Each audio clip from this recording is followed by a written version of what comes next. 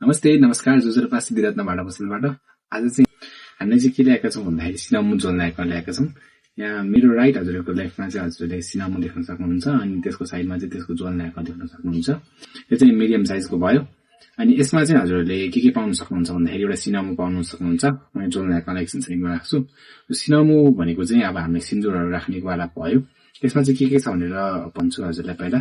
यसमा यहाँ बाहिरतिर यहाँ स्ट्यान्डमा बुट्टा राखेको छ। त्यसपछि यसको यता र यता साइड राखेको छ र यो चाहिँ 1 2 3 4 5 स्टेपको चाहिँ छ। सो यसलाई चाहिँ हजुरले यसरी खोल्न सक्नुहुन्छ।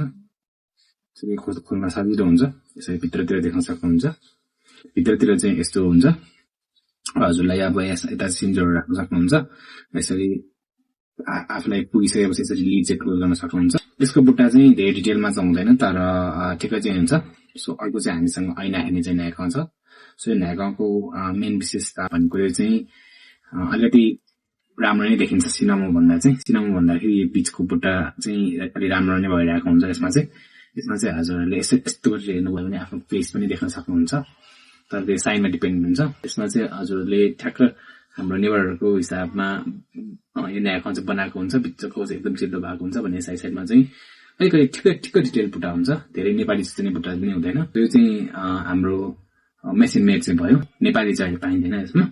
सो यसमा चाहिँ यहाँ बिचमा गणेश पनि छ। अनि त्यसपछि स्ट्यान्डमा चाहिँ माथिको जतिको डिटेल बुट्टा चाहिँ छैन तर अलिकति कम बुट्टा चाहिँ छ। अर्को एउटा चाहिँ पछाडि यस्तो खालको पनि पाउन सक्नुहुन्छ। यसमा माथि खाले यो सेट चाहिँ हाम्रो अब योभन्दा स्मल साइज पनि पाइन्छ, योभन्दा लार्ज साइज पनि पाइन्छ। यसलाई लिनको लागि चाहिँ हामीलाई सम्पर्क गर्न सक्नुहुन्छ। धन्यवाद।